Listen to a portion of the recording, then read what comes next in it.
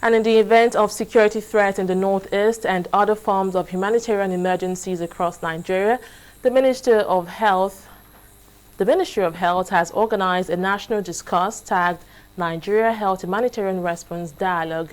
The dialogue is a pre-event to the main summit proposed to be held later in the year. Aisha Adebayo tells us more. The decade-long insurgency in northern Nigeria has left thousands of people killed and millions displaced, creating one of the biggest humanitarian crises in the world. At the epicenter of this crisis is Borno, a northeastern state with the highest population of displaced persons. Due to their overwhelming number, these people are exposed to various forms of diseases and health challenges. This dire situation is what necessitated this gathering of stakeholders in the health sector. Their motive is to come up with systems that will speed up humanitarian response in the troubled state. The humanitarian crisis in the 6 states of the northeastern part of Nigeria has intensified after 8 years of violent conflict. In 2016, this was compounded as government forces took back territory previously held by Boko Haram. The conflict caused widespread forced displacement, acute food and nutrition shortage, insecurity, and serious human rights violations. Large areas of Borno State, the most affected state, remain inaccessible to humanitarian assistance. The security situation remains highly volatile, thereby causing mass displacement of people to the neighboring Lake Chad Basin countries. Nigeria's Health Minister Isaac Adewale has now called for the creation of a humanitarian peace gathering to address the issue.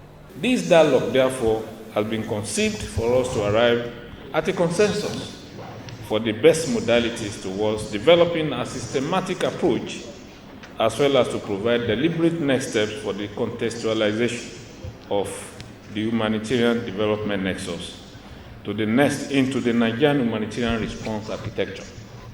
This maiden national health humanitarian forum can only get bigger and attract more stakeholders and global interest, and it can serve as a platform to discuss and honor exemplary individuals in the sector.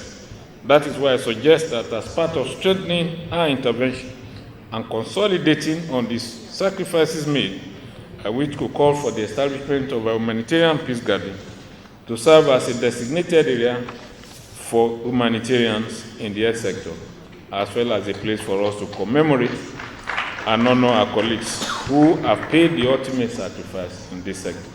I'm sure we all know that we have about 2.5 million children that are acutely malnourished, and to feed them needs special kind of intervention, which is not readily available in Nigeria. That is the RUTF. And I know there are so many Nigerians that we want to support, that is in the private sector, that we want to contribute towards reviving these children. But it's one thing to have the money to support, but it's one thing to have the product available. I realize that we don't have the product available despite the fact that many of our people we want to support.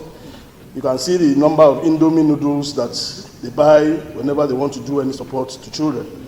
But we need these products to be readily available. And I believe we need the minister to kind of do a waiver for people that are interested to import these products so that people can buy them and we don't rely on just UNICEF and of course only government to revive these our children. According to the Office of the United Nations High Commissioner, UNHCR, about 2.4 million people have been displaced by the Boko Haram insurgency in the Lake Chad Basin. The agency has now earmarked over $847 million to meet critical needs in the geopolitical zone, top of which is health and feeding. Abisola Adebayo, TV360 Nigeria.